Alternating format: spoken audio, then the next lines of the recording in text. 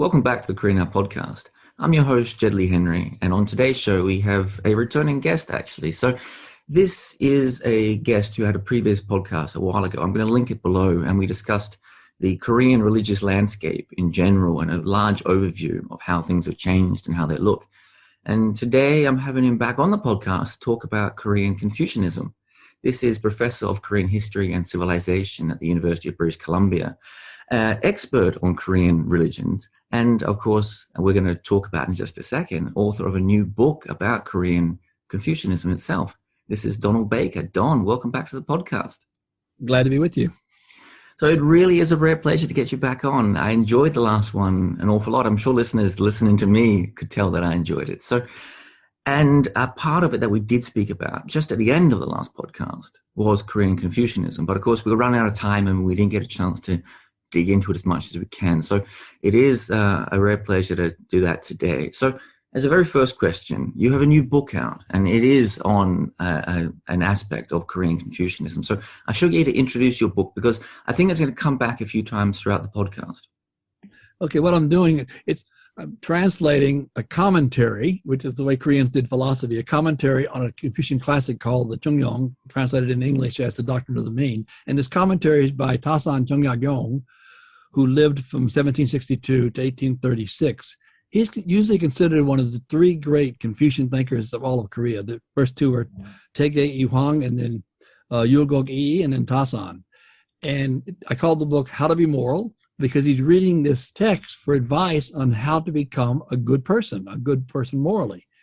And it's a fascinating document. And one reason I chose this text to translate, he's responding to questions raised by his king, King Cheongjo.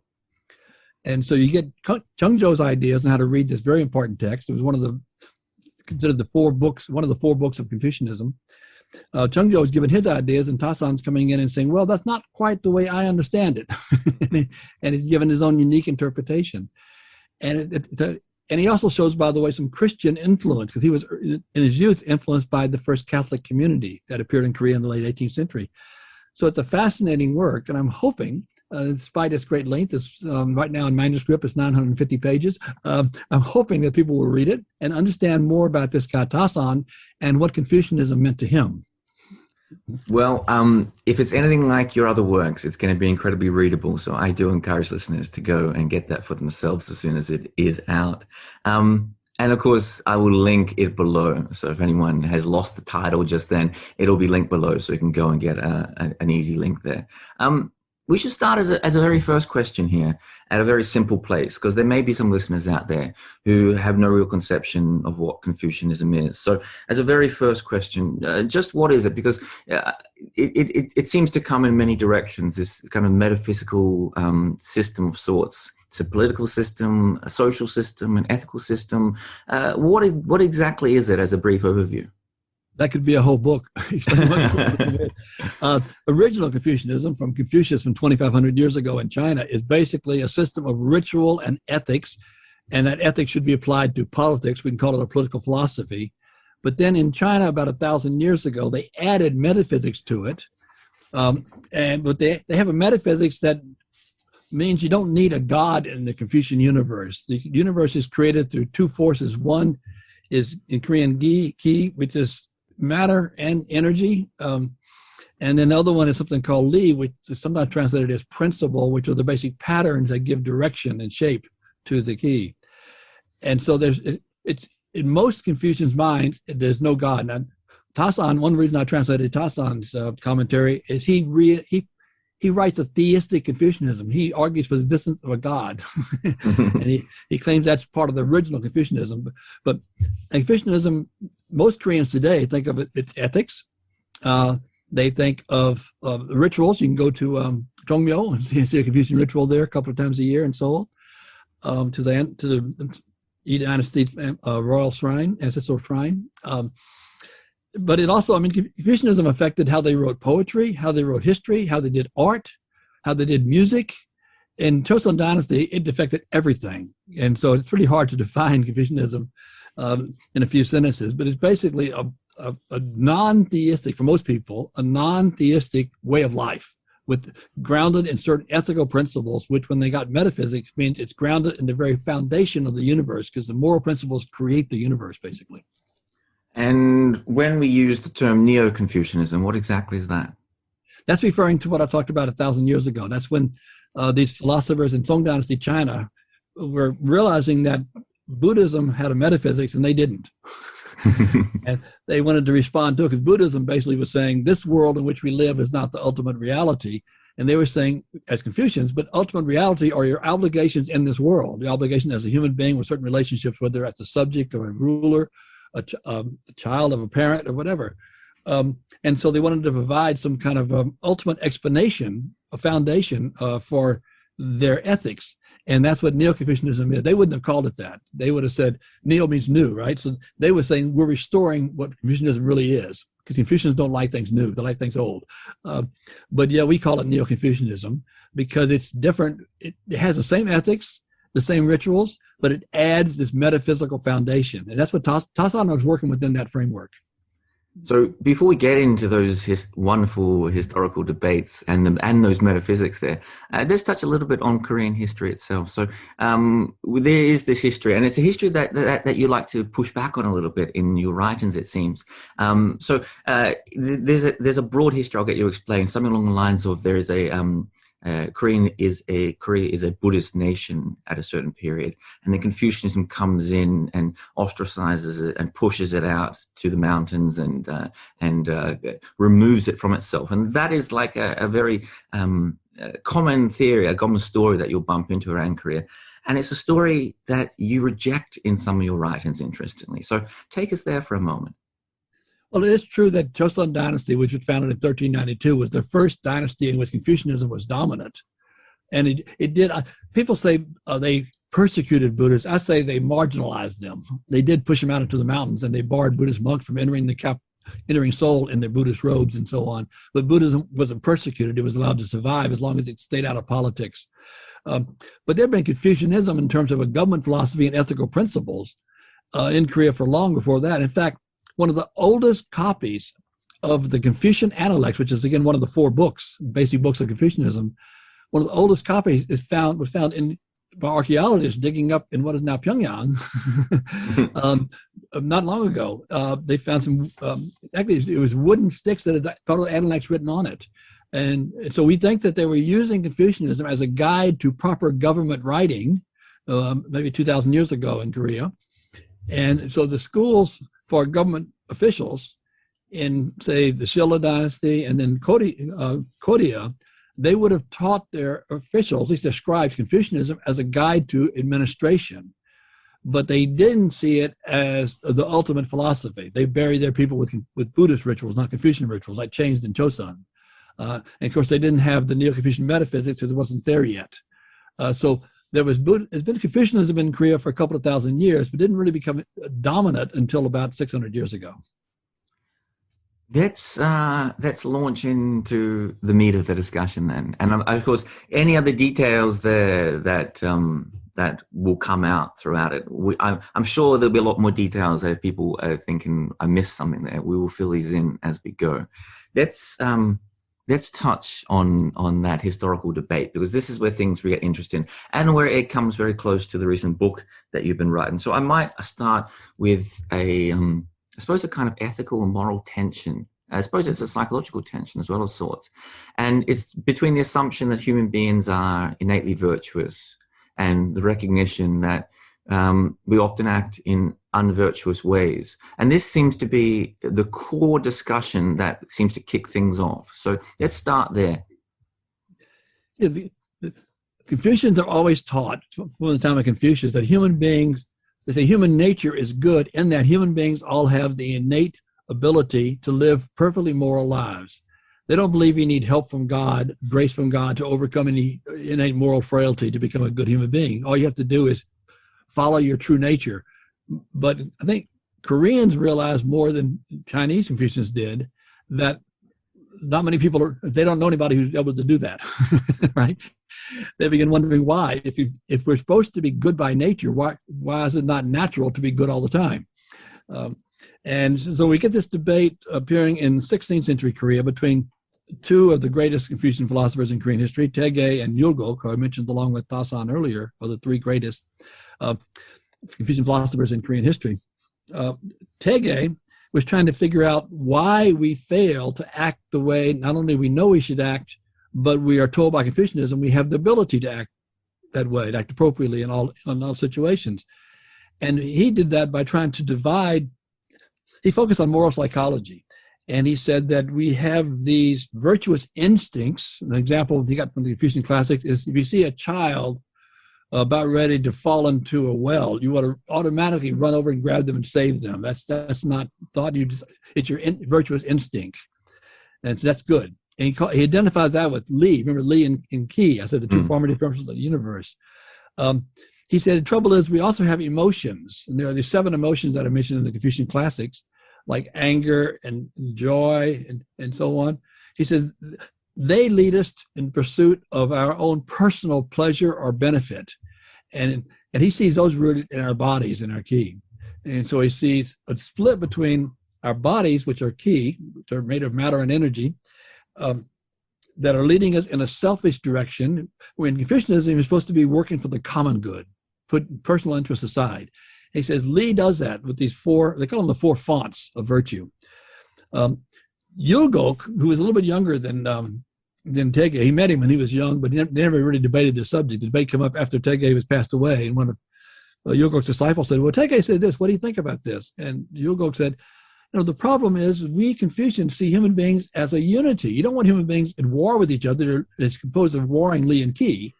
And also you cannot act properly in the world without Qi, without your body. So we can't blame the body. What you have to do is get your Qi and Li to work together, rather than saying Li and Qi are opposing forces. They're both looking at moral psychology. I think that Toegye is trying to see before we engage in moral action, he wants us to look into our own heart and see where are the incentives for action coming from? Are they coming from our 4 virtuous instincts, or are they coming from our selfish emotions? Yulgok says, you don't need to do that. What you need to do is recognize that your body is going to be doing the acting, but make sure the Li that are part of your human nature are going to direct your actions. Don't see your body as at war. Your body and your heart or mind heart as at war with itself, but see them as working together. And so if you don't do that, then you're splitting the whole purpose of Confucianism is everything works together, not just human bodies and minds, but everything works together. But if you split the human body, he said, the human person into Li and Qi, then you're destroying the goal of Confucianism, which is harmonious cooperation. And so he said, rather than, Toegye said, what you need to do is cultivate an attitude of quiet focus called reverence, or sometimes translated mindfulness. Yulgok said you need to cultivate an attitude of sincerity, which means more than sincerity means in English. It means always acting in terms of what's good for your family, your community, rather than just for yourself. And so one time you have Toegye saying, well, we got to be prepared psychologically before we go out and act in the world. And Yulgok says, but you can't be moral until you act. And so they're both talking about what you need to do to be a good person, but they're disagreeing over how do you do that? And that debate continued for another 300 or 400 years in the Chosŏn dynasty. And both men agree on the assumption that we are ethical by birth in a way. It is innate to us. That's right. They wouldn't challenge that. So that was the problem with them, how to explain the fact that we're ethical by birth. Why are we not always ethical? That was the big question. And it seems Toegye has I'm not sure how to express this properly. It has a fear of the world outside in a way, as a way. How can we trust ourselves in some ways? As in, I imagine Korean Confucianism from your writing here is this very real concern with how we should engage with the world. And a lot of what I've read, if I've heard you correct there, at least from Toegye mostly, is a fear of how you can trust yourself. So you are innately good in some ways, but you also have this constant worry about how you can trust your own feelings. Exactly. In fact, Toegye is famous for trying not to accept appointments to the government. He kept saying, I'm not ready yet. to be a government official. And of course, Confucianism is all about not only being ethical in home, but going out and making the world around you better by acting as an ethical government official. Yulgok went right into the government. And what I call Toegye's asceticism got more extreme among his disciples. My favorite is an 18th century guy named Sung-ho Ik, who said, the body is really the source of danger, he said, and you have to control it. And one way you control it, he says, always make sure that you never eat all the food in front of you at a meal. So you always leave yourself a little bit hungry. So you learn to control your desires, your appetites. But he also said, which is interesting, I don't know what his wife thought about this. He said, once you have a son, stop sleeping with your wife. What you're doing is you're distracting from studying. So you have this increasing asceticism within the Toegye school of Korean Confucianism, where the Yulgok school is still, getting involved in government. They're more, they don't want to stay. They don't think they need to stay home and spend decades cultivating the proper moral character. They believe the way to cultivate a moral character is to go out and act morally. So, and both sides of this debate, I have to assume, both claim heritage back to the original text from China. Exactly. So they're arguing about how to interpret not only the Confucian classics, but also the Neo-Confucian texts. So they both follow Chinese Neo-Confucianism. The great scholar of Chinese Confucianism is Zhu Xi. Koreans call him Zhu He. There was a little bit of ambiguity in Zhu Xi's writings about the relationship between Li and Qi on the one hand and human moral psychology on the other. So they're trying to work out that ambiguity, and they're doing it in different ways. But you never claim to be an original thinker in Confucianism. You always say what you're doing is interpreting an earlier text. That's the way you do philosophy in Neo-Confucianism. And just for a little bit of clarity at this point, I'm assuming both these men and the traditions are Yangban elite, as in this is not how much is this, or was this a religion or a social structure, or a metaphysical structure, whatever you want to call it, of the common man, or how much was it simply something that was propagated by the elites? That's a very good question. I mean, obviously the texts they're reading and that they're debating about are written in classical Chinese. And so you need the family wealth, you need to be Yangban family, in order to be able to afford, as a child, to study those texts, to learn to read them. It takes about 10 years or so to feel comfortable reading them. So the average person would not be able to read those texts in Chosŏn dynasty. But what we see over the course of the dynasty, especially by the 19th century, commoners are starting to imitate at least the ritual behavior and the ethical language of the Yangban elite, because they want to upgrade their social status. And so you're seeing the spreading of Confucian ritual into the commoner classes, and the spreading. You find some Chungyan, for example, the kind of the technical specialist class in Chosŏn, writing about Confucian ethics, and so it does begin to spread. I don't think you don't find the average person, average commoner, debating issues like the Yangban would, but they're beginning to accept the basic worldview that you see among the Yangban, which is that Confucianism explains everything, and you don't need a God, you don't need Buddha. What you need to do is focus on acting as a good person in your interactions with your community, putting the common good first ahead of your personal desires and benefits and pleasures.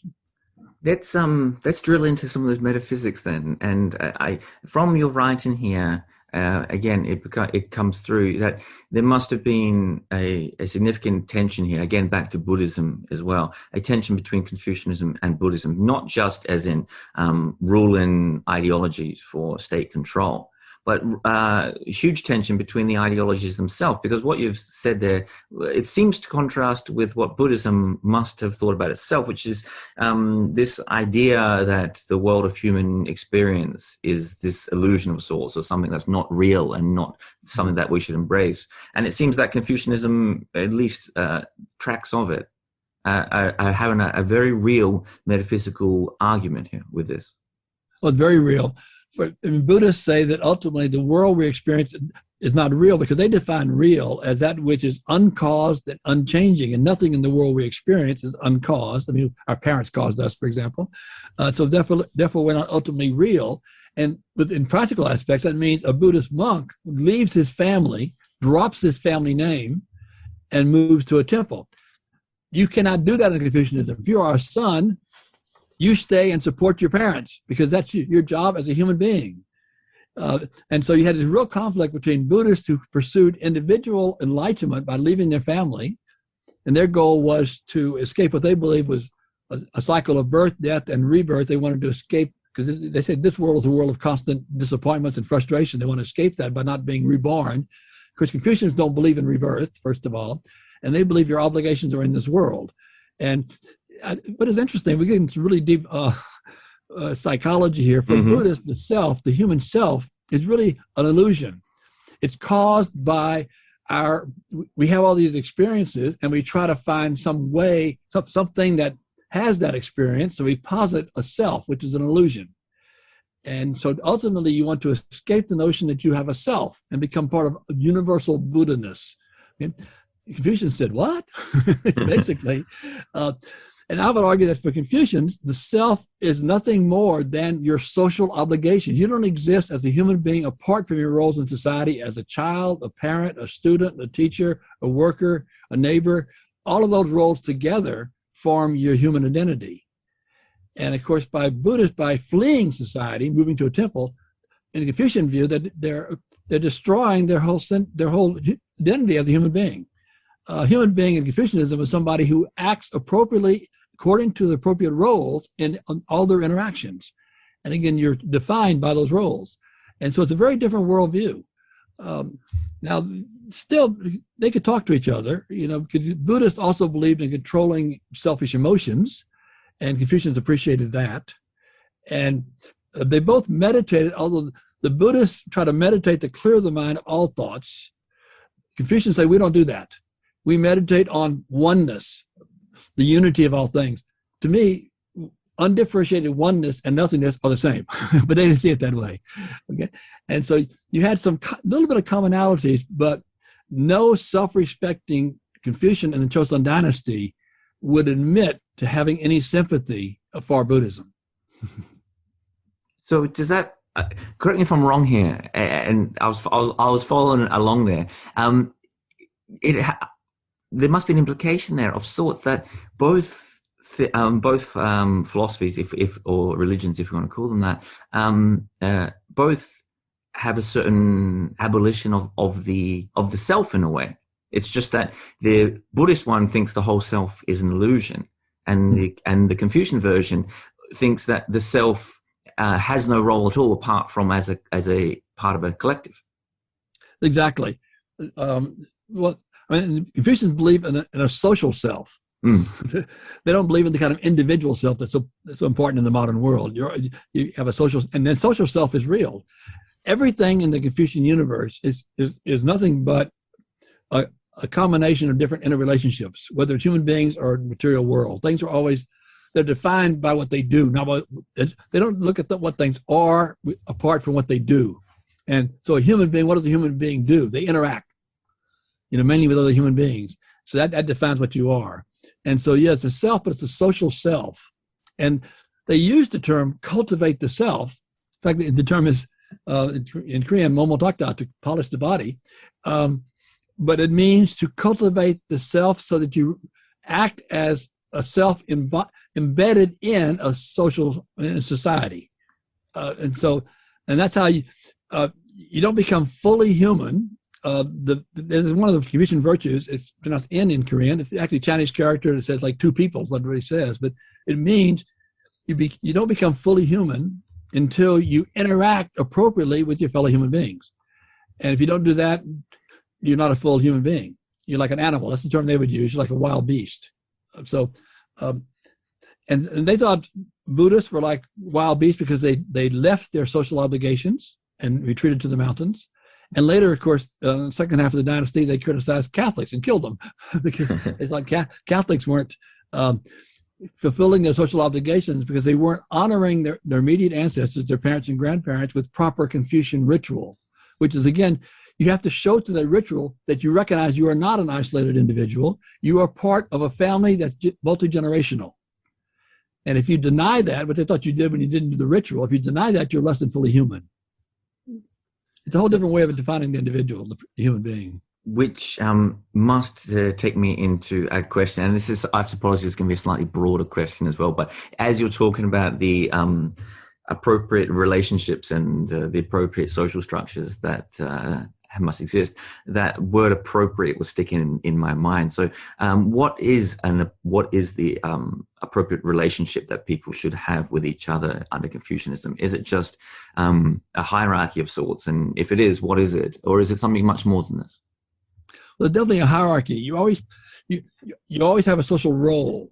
Okay, when you are a parent, you are supposed to take care of your children and raise them properly.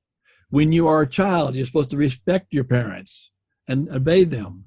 And so and when you are a teacher, you're supposed to not only just, you probably see it in Korea, not only teach the students, sometimes students expect you to help them out in their personal life. That's what you're supposed to do as a teacher. You're a guide. And the student, of course, is supposed to respect the teacher and learn from the teacher. So everything, there are the 5 basic relationships in Confucianism, of which only one is between equals. There's ruler-subject, there's father-child, they usually say father, they don't say mother, father-son, usually what they say, husband and wife, elder brother, younger brother, and then finally friends. And so only one out of the 5 basic human relationships is a relationship of equality. But on both sides, there's mutual obligations. The father has to take care of the children have to respect the father, and so on. But Confucianism doesn't see society as composed of human beings of equal responsibilities. Everybody has a role, and your roles, of course, change over time as you age. But everybody has a role to play, and appropriate behavior means playing your appropriate role in whatever situation you find yourself in. And again, not thinking about what's for me and what's in it for me, but what I should do in this role, which is why Confucian ritual is so important. In a ritual, what you learn is to play a certain role. You don't do what you want to do. You got to play whatever role that is assigned to you in that ritual, because these are always group rituals in Confucianism. And that trains you for thinking of yourself as a part of a community rather than as an isolated individual. And that's why ritual is so extremely important in Confucianism, because you want to go beyond this notion that you are a separate and distinct individual and think of yourself as simply part of a larger community. The most important community, of course, is your family, your extended family, but also the community of your country in Chosŏn times under your king. But you're always thinking of yourself as a member of a community, not as an individual.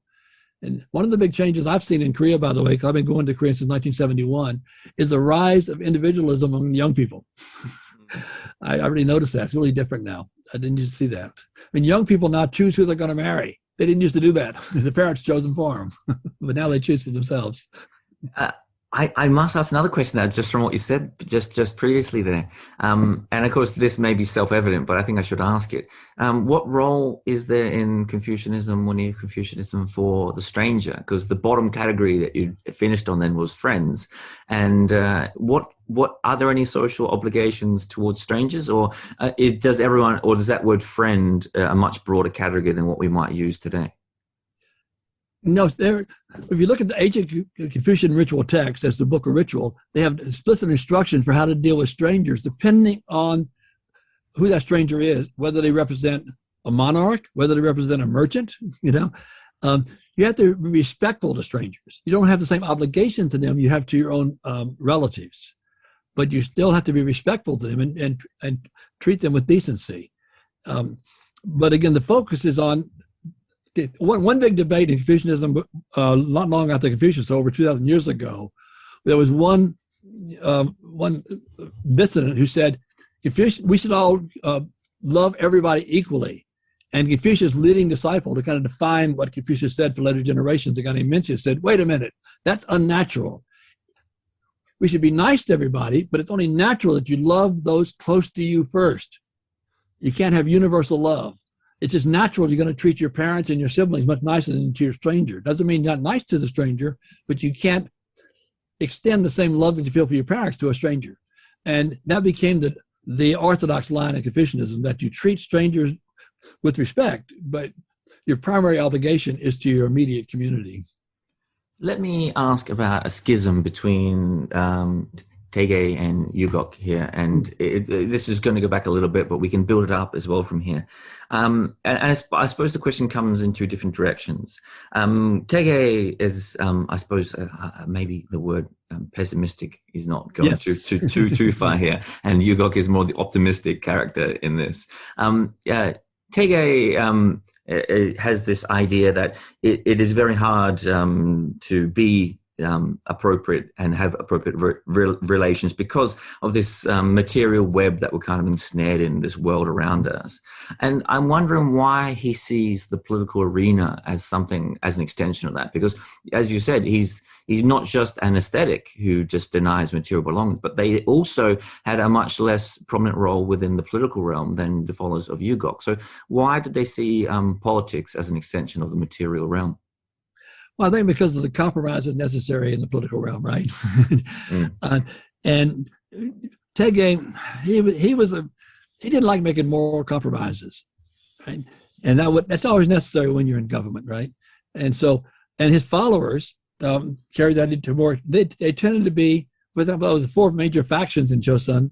The Nolon, who were the dominant faction in the last 2 centuries of Chosŏn, were followers of Yulgok, whereas Toegye's followers, most of them were Namien, who most of the time were out of power because they wouldn't make the necessary compromises necessary to stay in the king's good graces. Let's put it that way. They were a little more rigorous with their moral standards. And again, they believed that if the king would let them tell him what to do, yes, and he would follow their moral prescriptions, and government would be perfect. But of course, the kings weren't going to do that. And so they tended to be out of government. They would stay home and write prescriptions on how government should be run, and occasionally they'd be brought in the government. Like the guy that I've studied, Tasan, again, he was in government for a while until he was exiled for 18 years because of his early involvement with the Korean Catholic Church. But he very frustrated by his time in government because he felt that he knew how government should be run to be an ethical government according to Confucian principles. And he felt that the government wasn't being run that way, that the commoners, he felt, were being abused by the government. And he wrote among his many books, one is a guide to a local magistrate, one is a guide to central government administration. And in both cases, he's saying, look, you got to be fair to the common people. Sometimes what he considered fair, we wouldn't consider fair. For example, he actually has a passage in Momin Chimso, which has been translated about in English as admonitions from governing with the heart. He discusses how you interrogate somebody who's accused of a crime if you're a local magistrate. An interrogation in Chosŏn dynasty always involved beating with clubs, torture. And he said, it's true you got to use a lighter club with the Yangban because they'll be more easily enlightened and confess their crimes. But don't use a too heavy a stick when you beat the commoners. He wanted to limit the weight of the stick that was used to beat the commoners. That's cruel, he says. So he recognized a social hierarchy, but he also thought the government should be more respectful, even of the commoners. And many people of his faction, Toegye followers, felt that if they were going to work in the government, they had to compromise their moral principles, and they weren't willing to do that. Well, Yulgok people felt that the only way you can make the government work in an ethical fashion is to join the government yourself and try to slowly ensure that it works in a way you want it to work. And this debate went on basically until the end of the Chosŏn dynasty. Let's touch into one of the most, as I was reading through your work, what seemed to be one of the most persuasive arguments from the Yulgok faction here. So I'll just express it as best I can, and I'll get you to clarify it for us and then explain it in a lot more detail. Is this criticism of the Toegye faction that the line that they're trying to draw here is potentially a dangerous one for becoming a good Confucian, because if you live this aesthetic life and practice aestheticism as much as you can, it has an implication to it. And the implication is it may lead to you withdrawing from society, which of course is a big moral error under Confucianism and an abdication of moral responsibility. That's exactly right. That's exactly how they saw it. Again, Toegye people wouldn't see it that way. They said they were preparing themselves morally to work in the dangerous atmosphere of a government. But Yulgok people would say, hey, come on now, if you're a Confucian, you can't cultivate your personal morality. You've got to cultivate society. There was a 4-syllable phrase that all Confucians used, but the Toegye people put emphasis on the first part and the Yulgok people on the second part. It is to cultivate the self and rule others. It's done in 4 syllables in Korean. And the Toegye people emphasize to cultivate the self, but the Yulgok people said, wait, it's cultivate the self so that you can govern others. You know? And that was the big debate. And what is interesting, though, now, there's a Toegye society in contemporary Korea and a Yulgok society. Guess which society has done better financially? The Toegye society. I was going to say Yulgok. I thought it was a no-brainer. Yeah, I don't know why. I mean, for a couple of decades ago, the Korean government was trying to build a new fighter plane. They're going to call it the Yulgok project. But no, the Toegye's descendants did very well in real estate, apparently. Okay. I really hope you're enjoying this episode of the podcast, and I apologize for this interruption, but I'm just going to take this moment to remind our listeners that we've made a conscious decision here in the Korean App Podcast not to run advertising in any way. So if you do enjoy the podcast, and you listen regularly, and you do want it to continue, it is important that you do your best to support us at the links below, or by sharing, liking, or commenting on the podcast across social media. All your help in this regard is invaluable. And now back to the episode. Well, I must ask another question down those lines just before we jump into Tasan in all the detail here. And that is this question of, again, correct me if I'm wrong here, this central idea within Confucianism of a kind of cosmic harmony. And harmony clearly is this very important principle within Confucianism of most varieties. And a criticism, again, of Yulgok towards Toegye here. And this will give an understanding of what Toegye was doing and a description of why Yulgok was so against it. And I'm going to quote him himself here in a very simple quote. And he writes, Toegye's approach splits the person in half. And this seems to be quite important here because he's drawn a sharp line, not just between the individual and nature, but between the individual and the individual, because it's a tricky line to try and draw, because if the person is innately good, which they believe, then how can their physical responses to the environment not also be good? And this is what Toegye tries to draw here, it seems. So there is, again, I'm getting to it again, a very real hard argument here. There is. And I mentioned earlier the traditional Korean word for cultivating a moral character means to polish your body. And the traditional Neo-Confucian explanation out of China for why we don't always act the way we should is that our ki somehow it's not clear enough, it's muddy.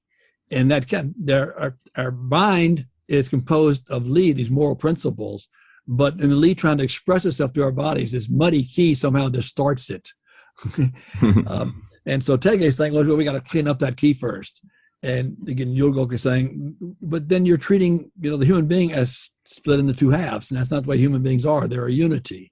And what you have to do is clean up your ki by acting in accordance with Li, and that will clean up the ki.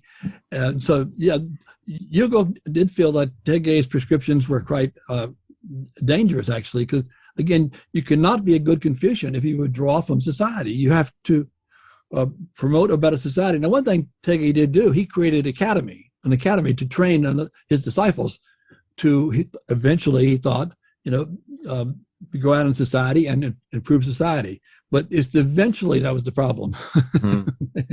Yulgok said, you got to get out there right away. And it started working. Because Yulgok died much early. He only lived to be 48 years of age. Toegye lived much longer. And of course, Yulgok is famous for dying before the war with Japan broke out in the 1590s, but predicting that Japan might invade. He had a kind of practical sense. He was smart.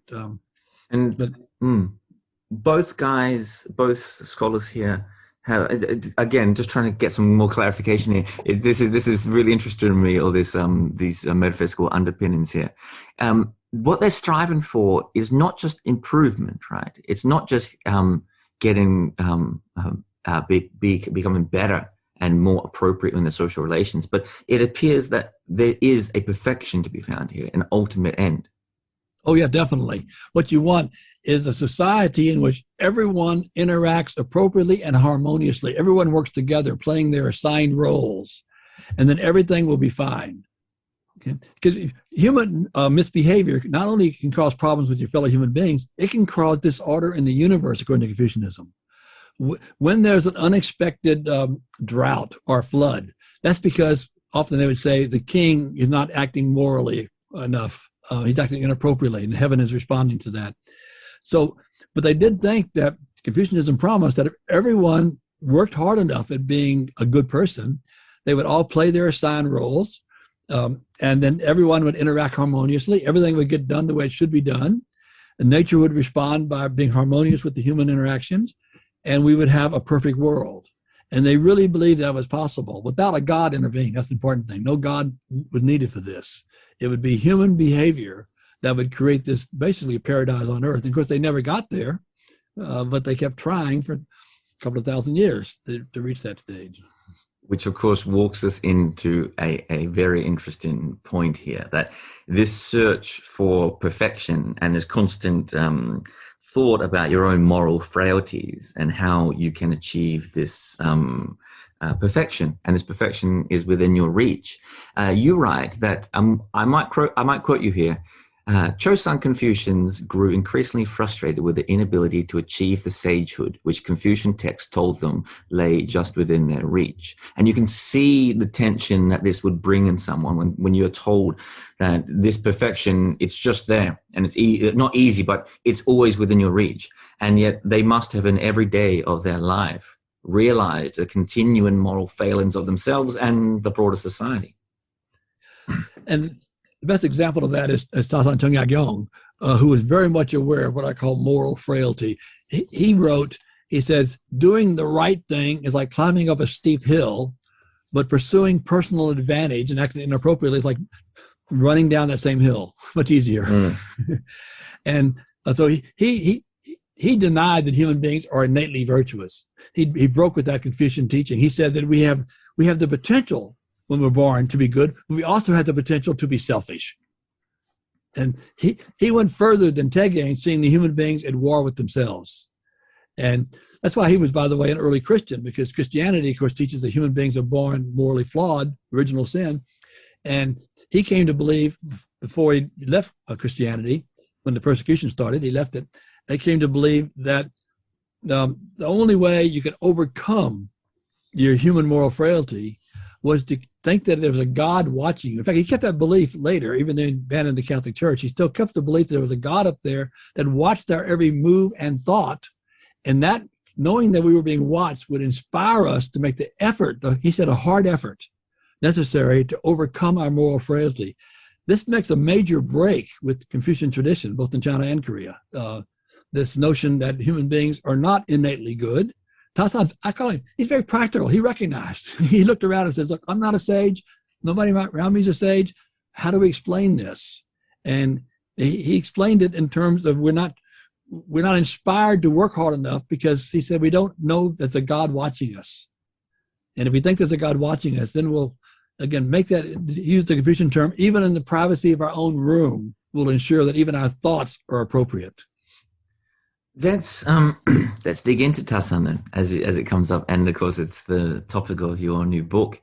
And of course he, at least for me reading, is by far the most fascinating character in this out of the three here. So you've just given us a good explanation there and a good look into his the way he includes a sort of a Catholic tradition and tweaks Confucianism in strange ways that most people wouldn't. So is it possible to say that he comes from either of those two schools, from Toegye or from Yulgok school, or is he simply doing something completely different here, or does he have a tradition that he is following?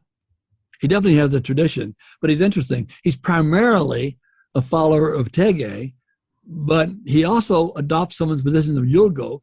In fact, he wrote an essay on this whole debate about the four fonts of virtue and the seven emotions, saying, when you're trying to cultivate a moral character at home, follow Toegye. Watch your moral psychology, watch your thoughts. But when you're out in the world, follow Yulgok.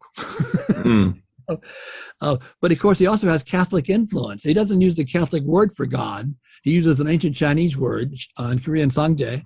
But it's very clear that's Catholic influence. He also does something unique. in mainstream Confucianism, since we're born with the ability to be good, all we have to be is determined to be good, and we can be good. Tasan said it doesn't work that way. You have to choose. You recognize how the proper way to behave, but you also recognize there's another way to behave that's not so appropriate, and you have to make a deliberate choice to exert the effort to behave appropriately. And the whole idea of a free will is a radical new idea in Confucianism, which I think Tasan got from his youthful reading of Catholic books that were written by Catholic missionaries in China in Chinese. And we know he read them. He confesses that later when he's explaining to his king why he was infected, he said, by Western ideas. He said, I read those books. And so he's, on the way he can get around this contradiction between the Confucian assumption that we all have the innate ability to be moral, with the fact that none of us are perfectly moral, is to say we're not innately moral. We're innately had the innate ability to be moral, but we also have the ability not to be. We have the two sides. He basically does see two sides. He doesn't say yi and ki, by the way. He says our spiritual side and our material side that are at war with each other. The Confucian terms he use is the Tao mind and the human mind. The Tao mind is the mind that pursues the common good. The human mind is the mind that pursues a personal benefit and profit. And it's one mind, but they have two aspects. And that's the war there between the Tao mind and the human mind. And the only way to have the Tao mind win is to think God is watching you at all times. And then you'll be inspired, he says, with caution and apprehension, with the knowledge that you're being watched. And that will give you that emotional push you need to exert that effort to act appropriately. There is a really important line in that, as I was listening to you say. So just to clarify there, he makes a really firm break from Confucian tradition then by saying that human beings are actually not innately virtuous. He does. He denies he does. He does. You're right. But, I'm translating a commentary on a book that was written, a Confucian classic written over 2,000 years ago. He claims that he's restoring the original meaning of the text. He says Neo-Confucians distorted them. Oh, okay. That's the way, and he says that original Confucians believed in God. He says this is not a Christian idea. It's an original Confucian idea. So, but you always do that in Confucianism. You always say that I'm going back to the original source. Mm. And that's what he's doing. So he would have been very upset to be told that he wasn't a Confucian. There's also, again, correct me if I'm very wrong here, it seems to be a taste of Buddhism, at least from my reading within some of this as well, because he talks about emotions and the pain of emotions, and he talks about the tendency within Confucianism to blame all of our faults on our bodies and on the physical world. And he twists this and he says it's not really the physical world. It's our immaterial minds that are also the problem here. And in some ways, is this a tint or a lean towards Buddhism in a way that the pain and the problems that we're causing ourselves are from our own mind, and we're causing them to ourselves mentally? That's a good point. The example he gives that it's not from our body, but our minds. He says, if somebody criticizes my writing, I get angry. That's my mind being insulted, not my body.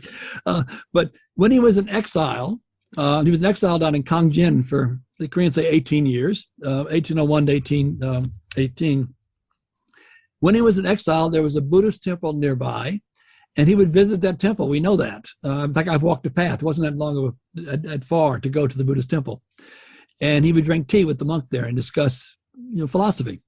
And so he's writing these commentaries while he's in exile. And so there probably may be some Buddhist influence. He would deny that, right? Mm. He would deny any Catholic influence, any Buddhist influence, but you're right, there may be some Buddhist influence in there because of his discussions with this monk that in the temple, Pengyangsa is the name of the temple, it's still there in Kangjin. You can still go there and have a cup of tea and walk to Tasan's site of exile. I want to touch on that really fascinating thing. You mentioned a couple of times now, but I think we might need to restate it a little bit. This is so interesting. And that is his continued, I suppose it's Catholic heritage of sorts, but this carryover from the Christian tradition of a supreme being. And I believe he has his own phrase for this. Sanji, I believe he calls it. Sanjay. And again, as you said, it's this. He uses it as this overarching judgment, this overarching fear that people have. But importantly, it's not. And this is from your writings here. It's not just something that we can learn from or some sort of education. But he says that we need to be shamed into acting appropriately. And he has this important place within his tradition of shame. That's right. Sanjay, by the way, is an ancient term for the Confucian classics, which the Neo-Confucians said was metaphorical, wasn't applying to an actual personality. Tasan said, no, it's an actual personality, a supernatural personality. But Sanjay does not condemn people to hell or reward them with heaven. All Sanjay does is look at you and make you feel ashamed if you behave inappropriately. I guess he doesn't use this analogy. It's like the analogy of a child being caught in doing something they shouldn't do by their father, right? You feel ashamed. That's what he's thinking of, that every human being, knowing they're being watched by this supreme being, is going to feel ashamed when they misbehave. And yeah, that's right. It's a shame culture. That's what it is. And for him, that's enough. You don't need to worry about heaven and hell. That's not an incentive for him. An incentive is you don't want to live a life being ashamed of how you're behaving. You want to be proud of how you're behaving. And so you remind yourself constantly that you're being watched by this, I call it kind of the personified selflessness, because Sanjay is not like the Christian God. He doesn't create the universe. He kind of manages it, but doesn't create it. He doesn't, judge people after they die and consign them to heaven or hell. He just watches you everywhere, every time. You can't escape his gaze. And that will make you feel cautious and apprehensive, knowing you're being watched. Tasan says, look at a society, human society. If there weren't any policemen, people would do whatever they want to do. The only reason people obey the laws is because they're afraid of being seen and caught. What we have to do is have an incentive to even act properly when no other human being can see what we're doing or thinking. And that means God. So God is like the cosmic policeman who doesn't have jailing powers, but has the power to say, you've been naughty. What about the distinction between human beings and animals here? It's from your writings here. You write Tasan wielded an analytical scalpel that led him to draw a sharp line between human beings and animals. It continues that quote, of course, but what is that sharp line that he draws? That's very interesting, because among Yulgok's followers, there was a big debate on whether human beings and animals share the same basic nature. And Tasan said, that's ridiculous. Of course they don't. He says, and the reason they don't, he said, if a deer is grazing in the grasslands, that's their nature. You don't praise them for doing that. That's just what they do. But human beings can be praised or condemned for acting appropriately or inappropriately. I mean, our nature is totally different. We can do things we're not supposed to do. Animals don't do that. They just do what they do. It's nature. So we cannot say we have the same nature with animals. That's an insult to us. So yeah, he makes that very clear. And again, Confucianism, the term nature, it's a very broad term. It can mean just human nature, but often it means like a kind of a general nature of all things that are, the nature of what they're supposed to do when they do what they're supposed to do. Like animals, that's why the debate was, if an animal acts appropriately, then he must have a good nature also. Tasan said, no, that's an animal nature, but not human nature. Human nature is totally different, because we have this possibility of going astray. And he keeps insisting on that over and over again. And again, he says, we have a choice. If you could not praise a human being for behaving properly and condemn them for behaving improperly, then you'd be treating them like an animal, right? They do what they do automatically. We're not that way. We're different. Animals behave automatically with that thought. I guess he'd never seen a dog look ashamed when they misbehave. But that's what he made this. Tasan really introduced an analytical scalpel into the Confucian universe, which tries to bring everything together. Yeah, he said, no, we have to make these distinctions. He distinguished between the material and the spiritual. He said human beings are composed of a material side and a spiritual side.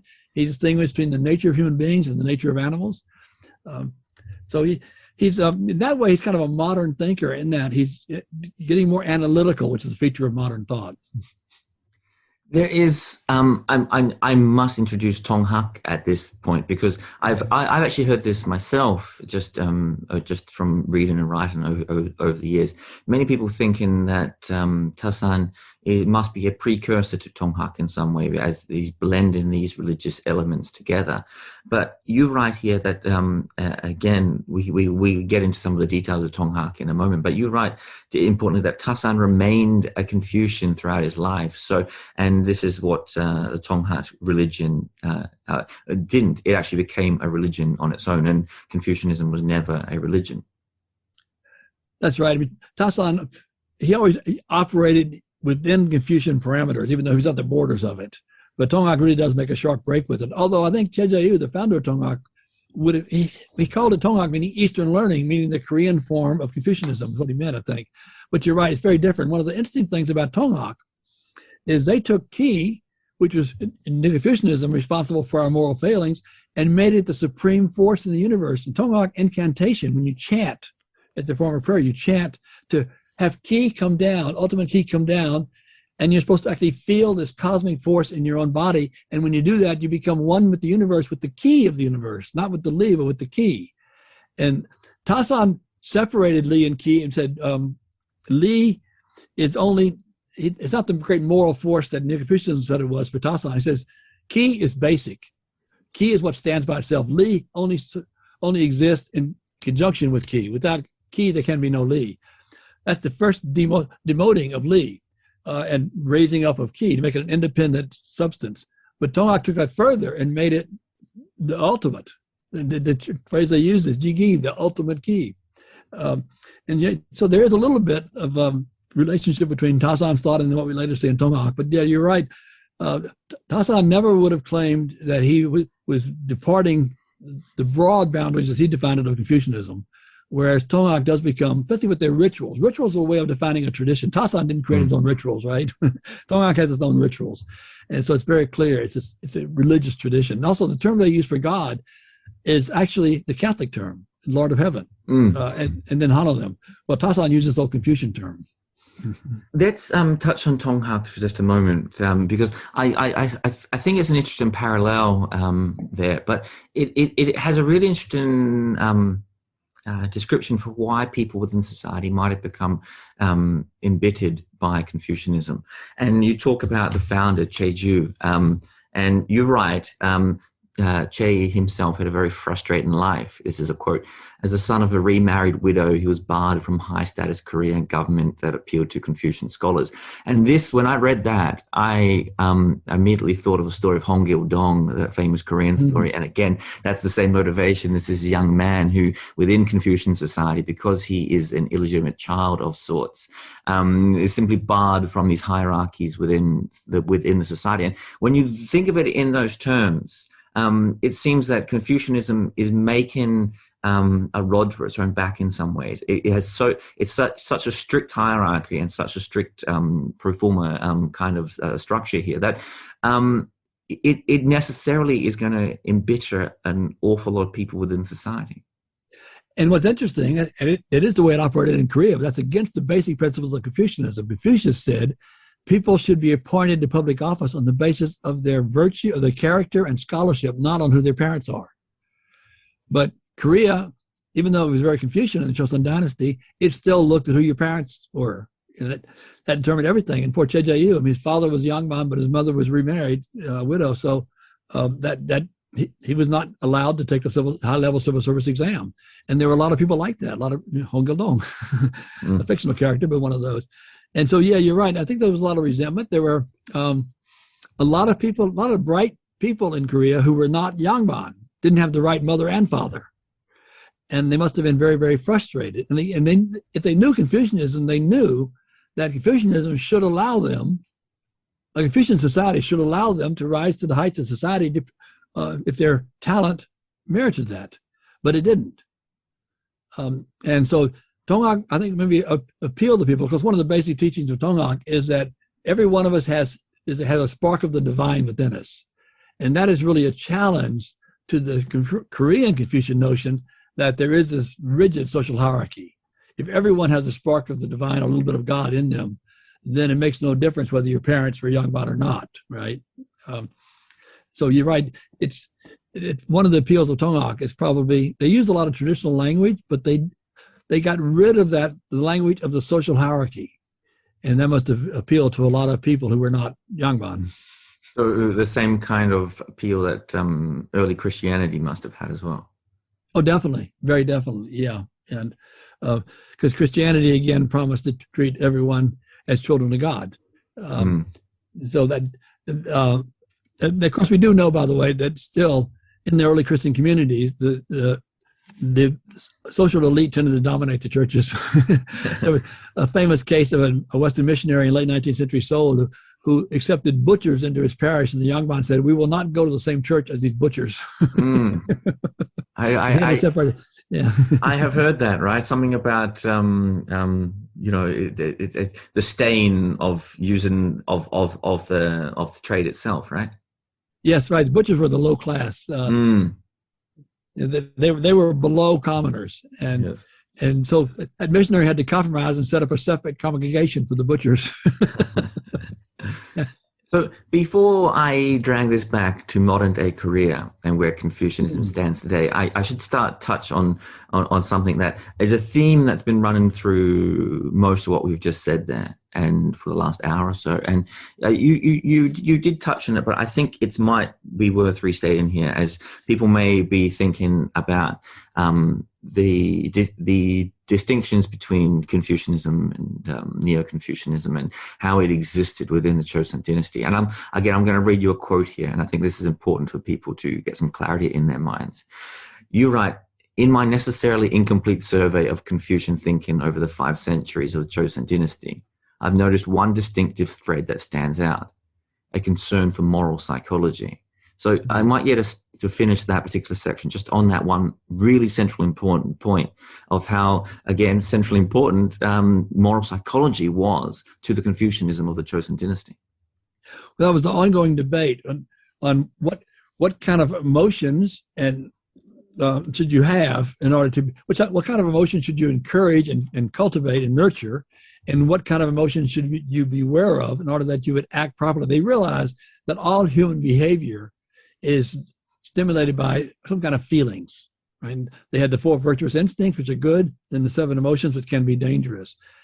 They got these ideas from China, but the Chinese didn't seem to be as concerned about what was going on in the actual mind.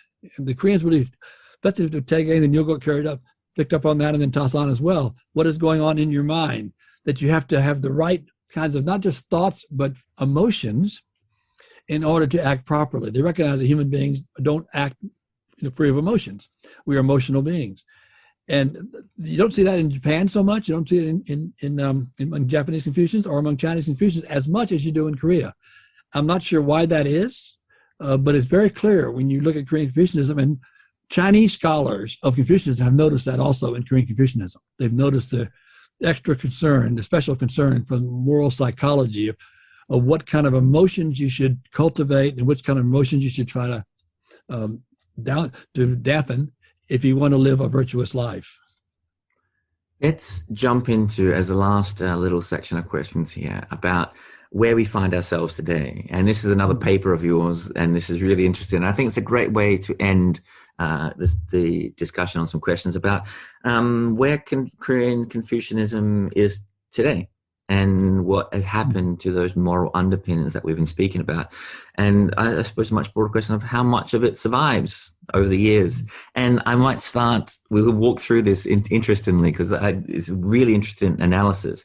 And I'm going to start where you first start in this paper. And you start by saying, "I know of no respectable philosophers in Korea today who are trying to keep Lee and Key metaphysics alive as a viable philosophy." So in terms of the Neo-Confucian metaphysics, it seems to have died.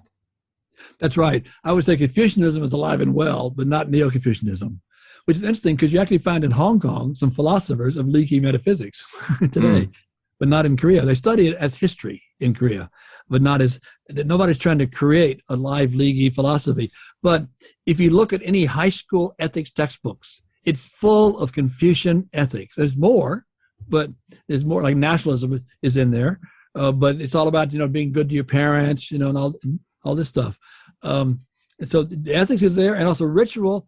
Korea has probably the highest rate in the world of people still doing regular Confucian style, Koreans call it chesa, ancestor memorial services to honor the deceased parents and grandparents. Even Christians in Korea have modified the chesa to get rid of the spirit tablet, which they consider idolatry, but they still have these rituals, annual rituals. And that's very Confucian. They do it more than they do even in Taiwan, of course, in China with communism, or in Singapore. And you also have the Chongmyo rituals at the Royal Ancestral Shrine in Seoul. And so you've got these Confucian rituals and you've got Confucian ethics, but you don't have the metaphysics of Neo-Confucianism. And very few Koreans today would call themselves Confucians. They're not aware of how much Confucianism still influences the way they think. And I found it even in politics. Politicians in Korea often accuse an opponent of being insincere, which is a Confucian term to mean acting in a way that's motivated by self-interest rather than the common good. Much broader meaning than sincerity means in English. We don't tend to call our politicians in North America insincere, but I see that. And of course, Teachers' Day is a big deal in Korea. The traditional Confucian respect for teachers. I kind of like that. The Parents' Day. And so you do see the survival of Confucian ethical rhetoric and Confucian rituals, but you don't see people explaining the world in terms of Li and Qi. Mm-hmm. Well, let's talk about that point that you mentioned there about government and how it's seen. Because again, there are some obvious breaks here, such as, there's no king anymore within South Korea. But of course, you write that many people in South Korea are incredibly skeptical about their leaders. They think they're just like everyone else in the world does. They look at their leaders as people out to serve themselves, self-interested people that can't be trusted. And this is very anti-Confucian. It is very anti-Confucian, except you had in the Chosŏn dynasty the tradition of the censorate.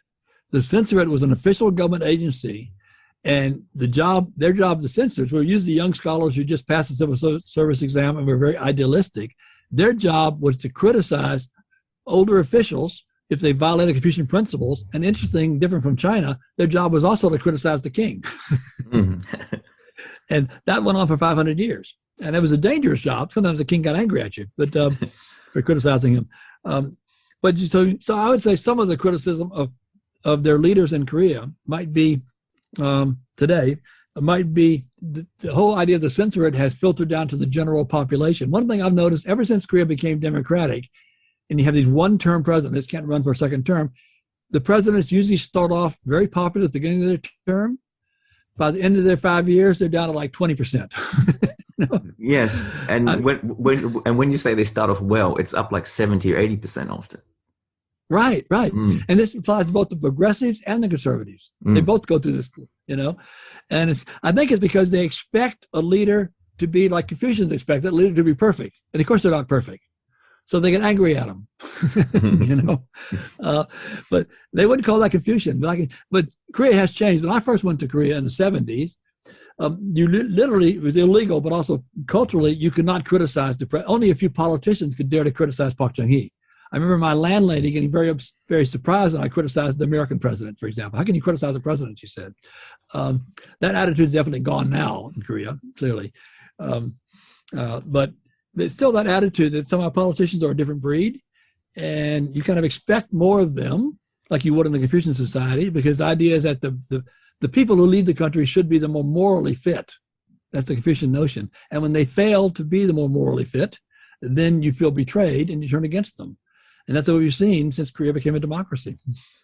That must lead us into a question about Park Geun-hye, and of course the daughter of Park Chung-hee, who you mentioned there. And it's an important question about Korean Confucianism and how much it lingers and survives within the country. Of course, Park Geun-hye is a woman, and of course this is a big no-no in traditional Koreans. You cannot, there's no traditional place for women at the top of any hierarchies, but she is also the daughter of a previous president, and many people, despite him being a dictator, often look back at him and with often glowing terms. And it's It is an odd dichotomy what she did, because she ran a campaign. Now, of course, everyone often knows what's happened to her. She's now in prison for corruption. But she ran a campaign which spoke about a return to traditional Korean values and all these kind of things. It was very clear that she was trying to hark back to this era in some way. So let's talk about Park Geun-hye, Park Chung-hee, and that interesting dichotomy of what it says about where Korean Confucianism is today.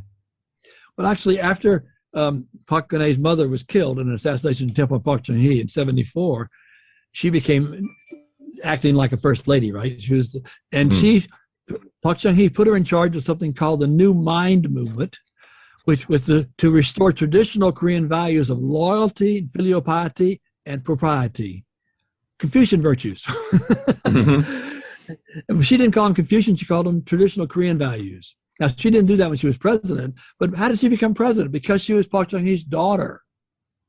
She had no accomplishments of her own. People voted for her because of who her father was, you know. And she didn't, when she couldn't do what her father did, which is grow their economy at an incredibly fast rate, people got disappointed in her. And then, of course, there was the corruption issue too. She didn't speak the same kind of Confucian language when she was president that she did in the 1970s when her father was president. But you can still see she was quite traditional. And one of the things she tried to do as president, of course, was protect her father's image by rewriting the high school history textbooks. Mm. She didn't want his Caesar, when he seized power in 1961 through a military coup, she didn't want it called a coup.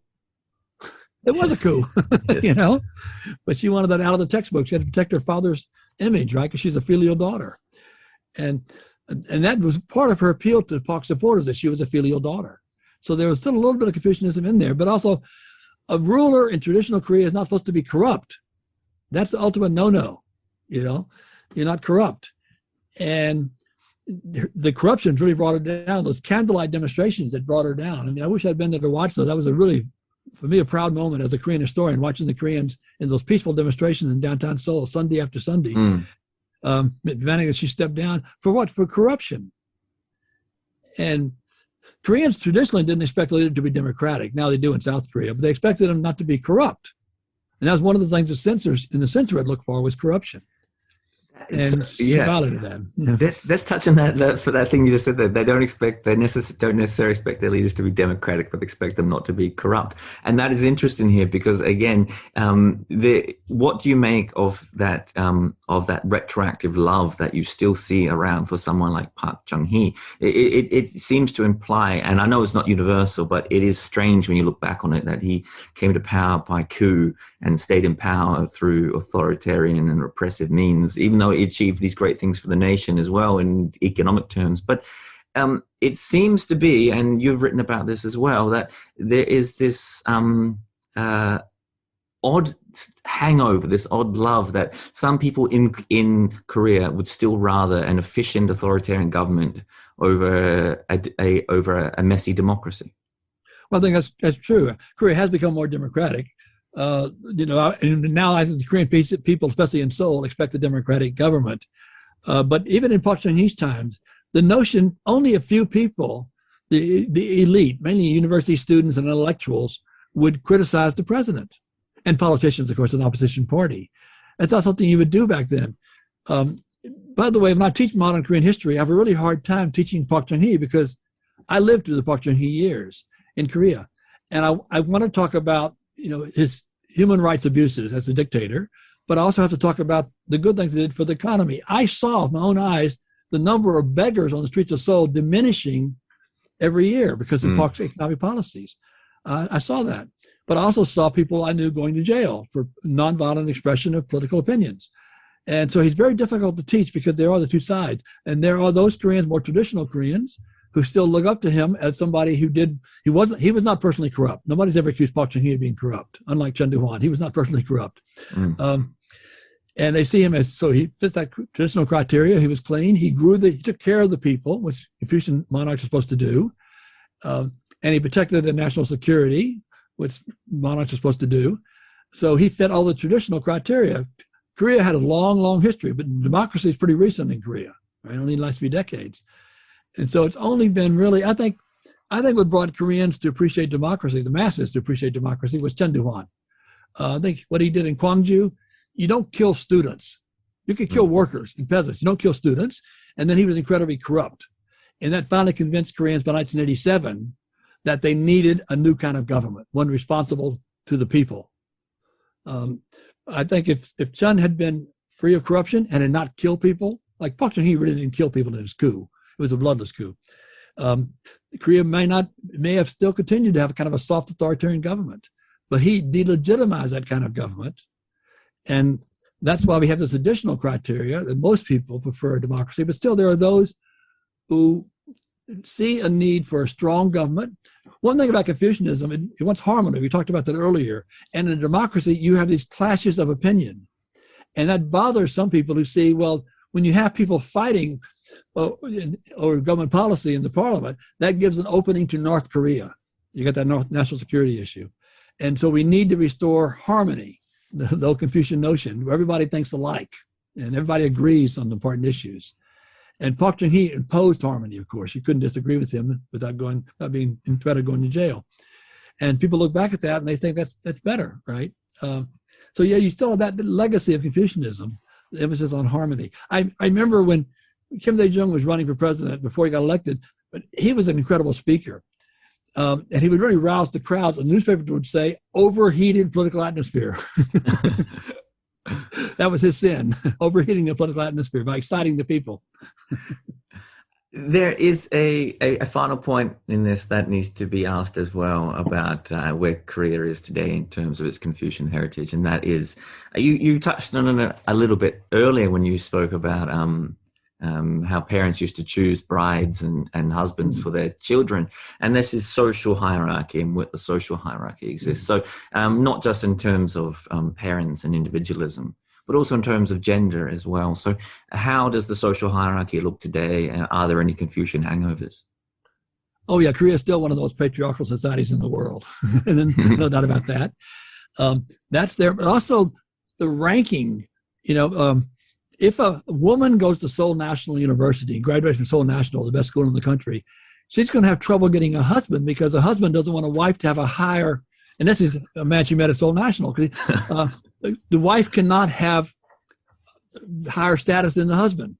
That's why, until recently, all the presidents of EY University were unmarried women, until recently. So there's still that there. If a man from Seoul National, he should marry a woman from another Seoul university, right?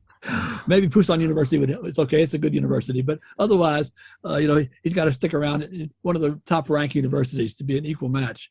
And and then I remember, I don't know if they still do it, the major corporations, the Chaebol would advertise, we have jobs, we only accept applicants from these 5 schools. Yes. They would say. So that kind of ranking is a continuation of what we saw in Chosŏn dynasty. The criteria may be a little bit different, but there's still a social hierarchy, and it determines who you're supposed to marry. It determines what kind of job you're going to get, So there's still that legacy from Korean-style Confucianism that we see in contemporary Korea. So as a very last question then, why is it, and I'm going back to your article here, you write, this is the first line in an article that you write about the transformation of Korean Confucianism and how a lot of the metaphysical underpinnings have actually disappeared. And you write, South Koreans like to brag that their country is the most Confucian nation on earth, yet only around 0.2% of South Koreans out of a population of 50 million say they are Confucians when asked about it on religious affiliation. So there is this wonderful dichotomy here within the minds of modern day South Koreans in some way, that when they're asked whether they are Confucians, they love to say that they are. And there are as you mentioned, plenty of still Confucian hangovers and remnants there that still affect significant parts of the society itself, but not many people actively associate with Confucianism beyond that. So it is a strange dichotomy. So as a last question, how should we understand this? Well, I think when Koreans say they're the most Confucian society on earth and they're proud of that, they mean that they respect their families.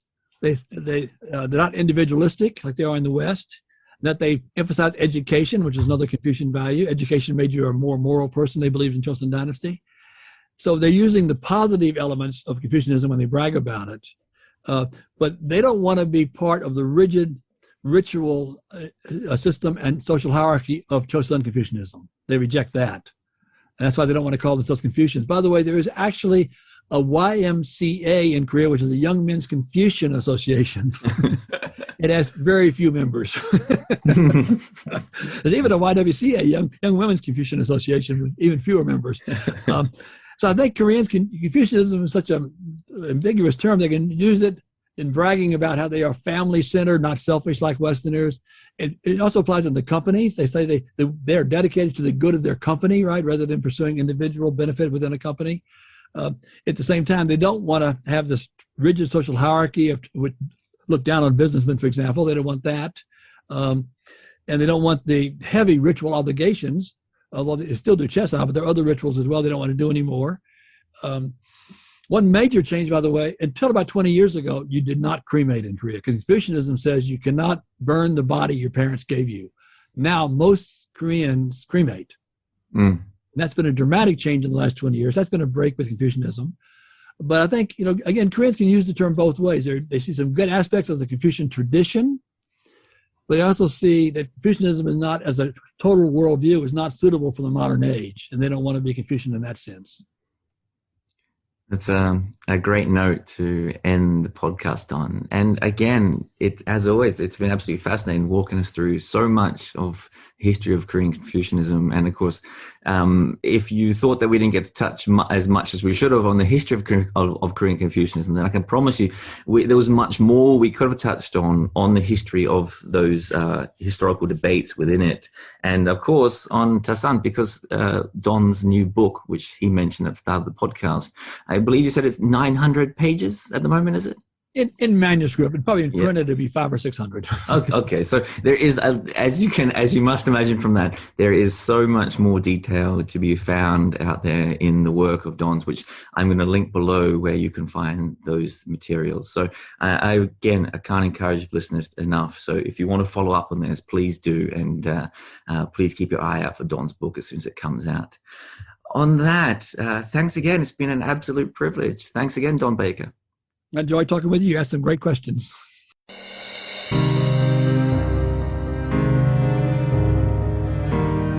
Thank you for listening to this episode of the podcast. I really hope you enjoyed it. This is just a final reminder that we've made a conscious decision here on the Korean Out podcast not to run advertising. And so the podcast is entirely funded by you, the listener. So if you do want it to continue, please consider supporting the podcast at the PayPal or Patreon links attached below. Or importantly, you can share, like, or comment on the podcast across social media. And on that, I hope to see you again for the next episode. Thanks again for listening.